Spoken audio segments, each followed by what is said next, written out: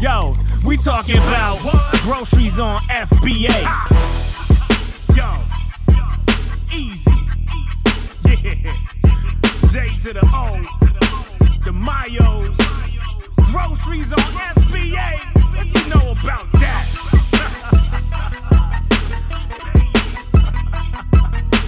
Step your game up, suck it. Hey guys, it's Shawn Mayo here, and I'm really excited today about the new library search that Tactical Arbitrage has just launched. And what this is going to do is it's going to let you search at Amazon and other sites. Currently only Barnes & Noble is supported, but a lot more sites are going to be added quite quickly. But for the launch, I'm going to go over all the options for you and show you what you can do with it. We do have a bulk list already waiting and ready to go. You can see the link for that in the description below. And what it is every single subcategory, I believe 3 levels deep, almost 10,000 categories that you can select whatever you want, 9,920 categories, and we've already put it in the format for doing bulk uploading with Tactical Arbitrage. So if we want to do a bulk category, we're going to just click on bulk, upload new file, and you can see the format here. So if you want to make your own, go look at Amazon, choose whatever categories you want. You can upload a list of 100 searches, and I suggest that everybody uses the example. So click on the example, download it. It's going to look like this, which is actually so we've already put it in the format for our bulk uploader along with the description. It will ignore this the fifth column. It has the links, the start page, the end page, and the site name, which is Amazon, and it's also going to have your list of your descriptions. So you're going to be able to just select whatever categories you want, sort it by whatever you want, textbooks or children's books or whatever you want to search, and just delete what you don't want out of this file, and it'll be ready to go. Or you can just search by a single website, and if you're not using a bulk upload, you're going to have to select the website. As I said, Amazon, BarnesandNoble.com are the only two to source from right now. So then you would post your URL in there, the start page and the end page, and I'm going to show you how to do the bulk. So for the bulk, we're going to click on Upload New File. You're going to select your file and hit Upload. If you're making your own, once again, please use the example template so it's in the exact right format. Click Upload, and you will see your file name here with a .csv. Now our next option is to use bulk product codes, and the bulk product codes are the UPCs or the ASINs that it's going to compare with these results, same as your other bulks. You can actually upload a list of 10,000, but these are not search terms. These are actual ISBNs or Amazon ASIN numbers that it's going to compare to Amazon.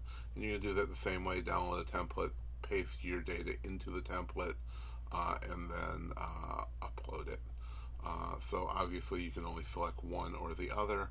And the third option is to do the scan bestsellers, which is linked through Storefront Stalker Pro. So you have to have Storefront Stalker Pro, and you have to enter your information in the settings, your product code number, so that this works. So if you don't have it, get it. If you don't have the code, contact Nate McAllister.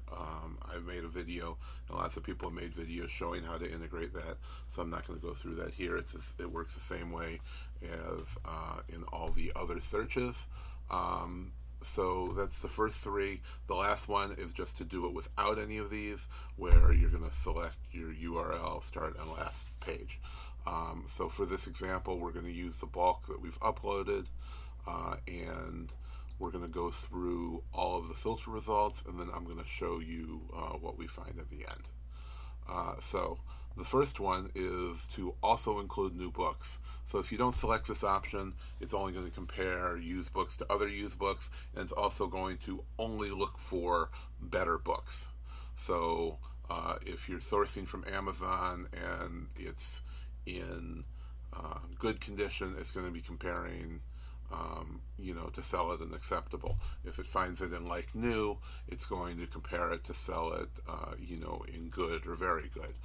So of course it'll never downgrade the books. You're not going to buy in acceptable condition and sell it as like new, and that's already built into the system.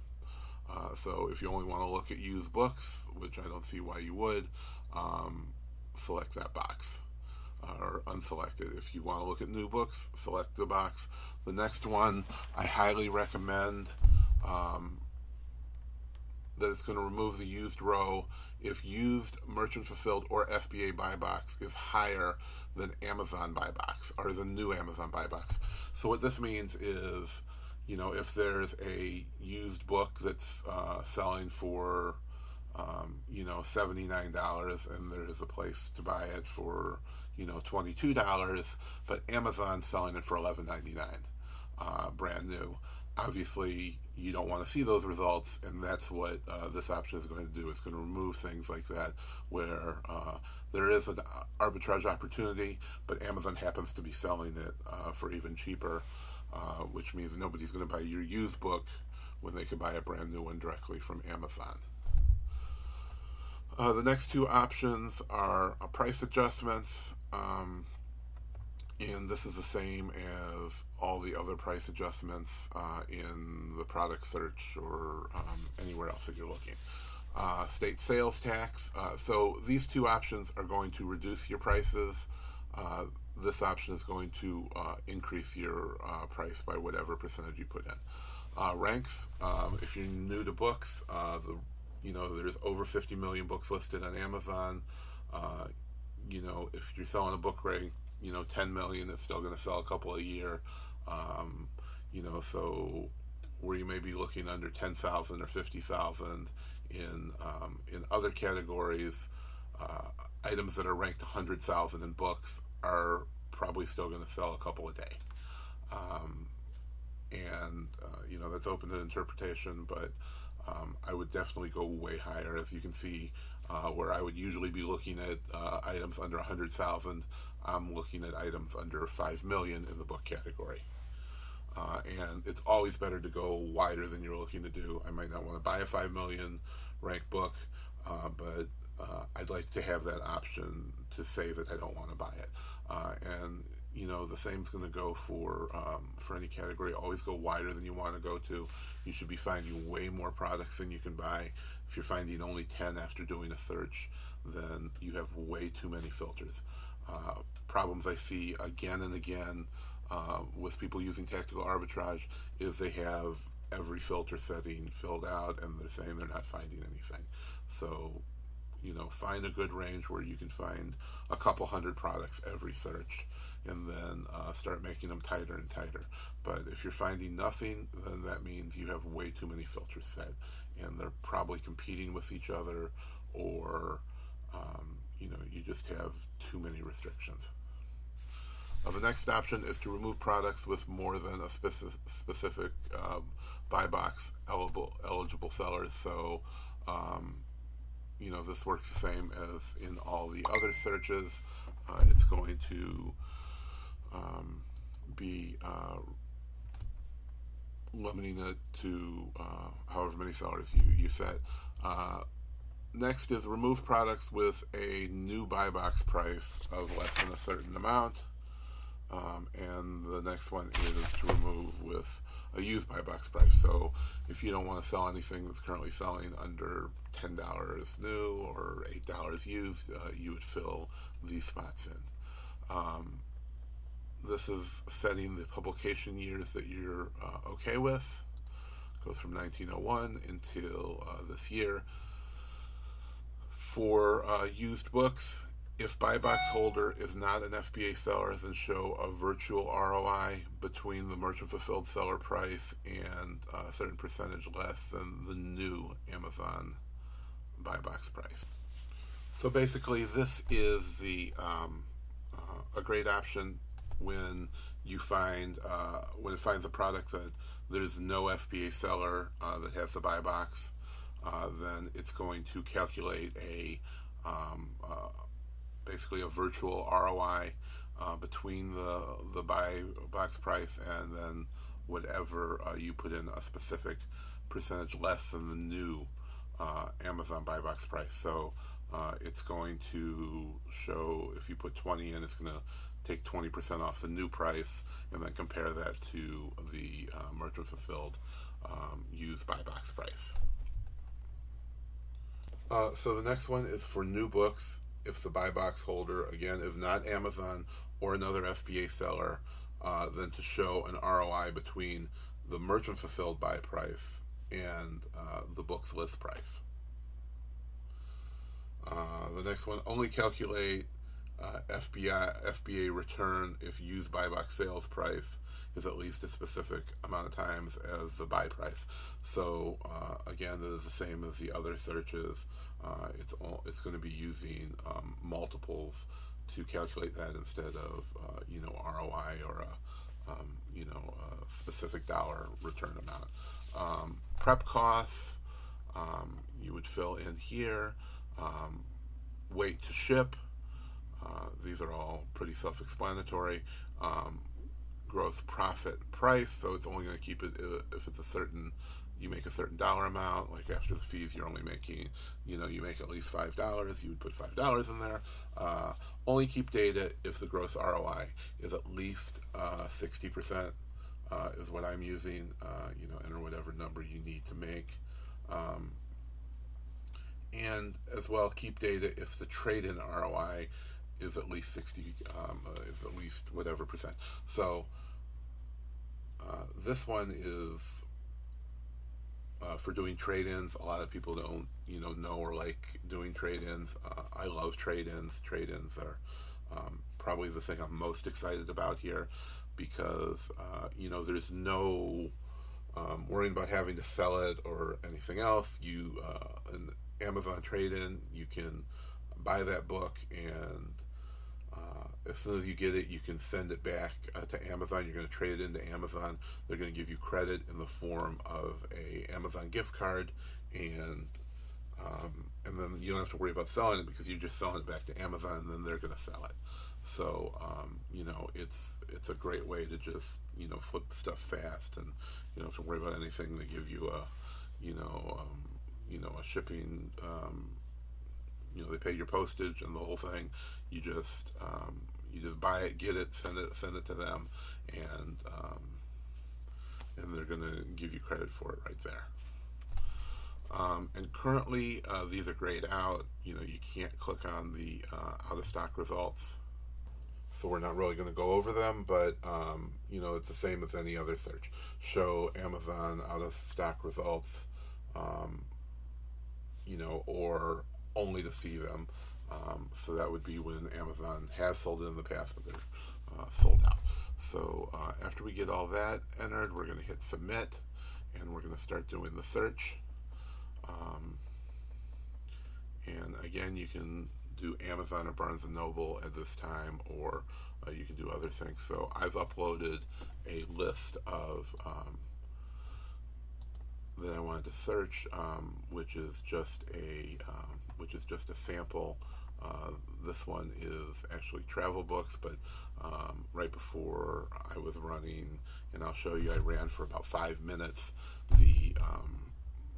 some of the textbook categories, and we were doing great with those. So, you know, we're going to see a lot of different results here. Used price is higher than new price, so it's skipped. You're going to have gross ROI filters, and a ton of different results. So be skipping things for a lot of different reasons. A lot of these, as you can see, are not meeting the ROI. But if we go over here, there is a ton of awesome results. We found 61 things in just a few minutes. 2.6 million. I mean, not a great rank, but I mean, it's not horrible either. And buy for $20. It's new, so we're going to be able to sell it for $92, which is well under the list price of $99. So you're making about $55 profit, 275% ROI. If we go ahead and look at some of the lower ranks, we see a 90,000 rank, which is an amazing rank. 200,000. I mean, I would say all of these are going to be very quick sellers. Buy in good condition, sell it in very good condition. As you can see here, it's in red because it's showing you the comparable condition that it was able to find is the selling condition is better than the buying condition, so it's going to be in red. So that, you know, it's a red flag that you may not be able to sell it in that condition.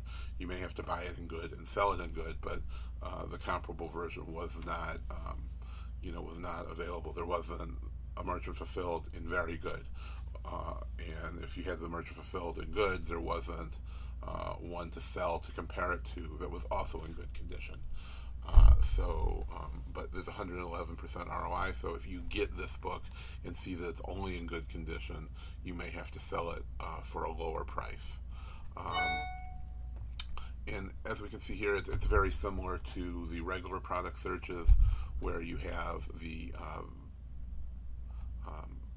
title here, and the image, and the source condition, and the buy box. So these first 4 that I have here, and you can set your columns. It was quite wide, so I did remove a ton of stuff, but you can see there's a lot of book-specific information that you can have in your columns. The authors, the type of bindings, the publisher, years, editions, pages, and all that stuff. But I did get rid of quite a few things all over here. The amount of sellers, because I really don't care about that, and the weight and product size. The weight's already been calculated into what we're looking at, so I'm really not going to be worried about that. I'm going to go back to, if we look at ROI, there's some that are just crazy, but I'm looking at the best sales rank first. Of course the images are going to match. If you're looking from Amazon to Amazon and you need space for the product image, you can remove that product image because you're buying and selling on the exact same listing. This is basically the same as doing an Amazon to Amazon product flip. So, these 2 images are never going to change. It's always going to have the exact same product image.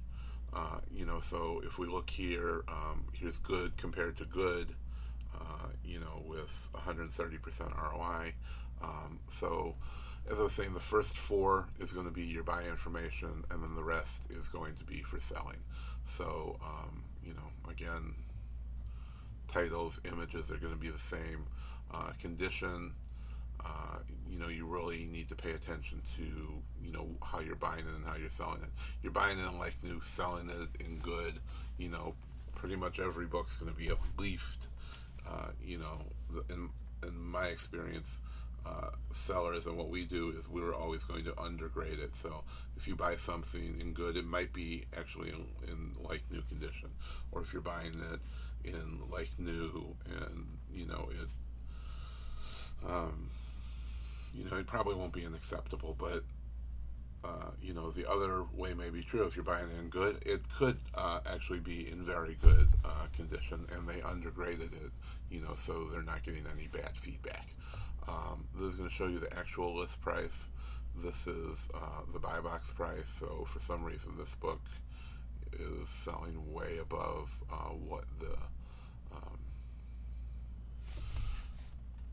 it's selling way above the list price. It's showing you what the seller is, if it's Amazon, FBA, or merchant fulfilled. The FBA calculated price is going to be the price after the fees. The profit is your profit after the fees and cost, and gross ROI is going to be your ROI percentage, and then of course over here is your sales rank. And that's all there is to it, guys. There's a ton of money to be made in books in every category. We love flipping books. We love buying on Amazon to sell back on Amazon. It makes everything so easy. And not to mention being able to do the trade-ins. I'm not seeing any trade-ins in our search results, but we've traded in a ton of books, and it's great. You can just keep flipping it over and over, and or if you're buying Amazon flips to sell back on Amazon, you can use all those credits to buy stuff, and it's basically like making free money, because you don't have to worry about packing it in boxes and all of that. You're just going to get that shipping label from Amazon,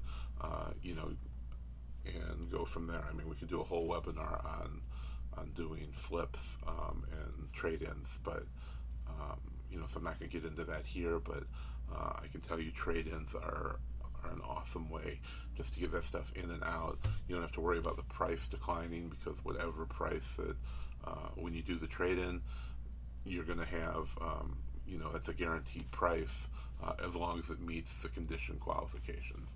Now I've heard a lot of people complaining about the condition being downgraded after they get it at Amazon, trading stuff in brand new, which we never do. We get used stuff to trade into Amazon, so if it's in good, it's probably going to stay in good. If an item's not like perfect and pristine when you send it to Amazon, they're probably not going to accept it as new.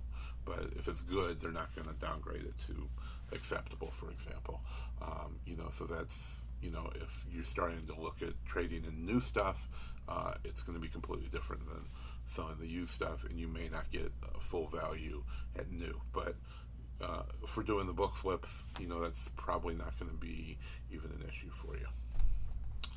Thanks a lot, and there's going to be a ton of new options added. This is just the first day, and I wanted to get this primer out there so everybody knows what's going on and get in there. And the best thing here is you have a fourth search option that you can be searching Amazon at the same time. So you can be doing Amazon flips and reverse searches at the same time that you're doing your regular store product search, and now you can be running this library search all four at the same time.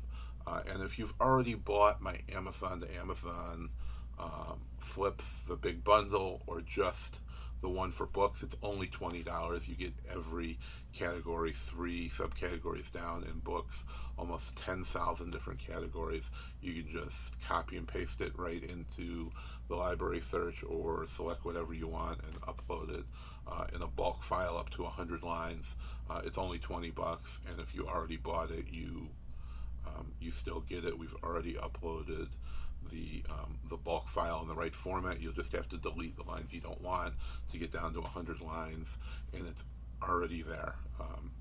And you've already paid for it if you bought it. If not, it's $20, and the link's in the description. Thanks a lot, guys.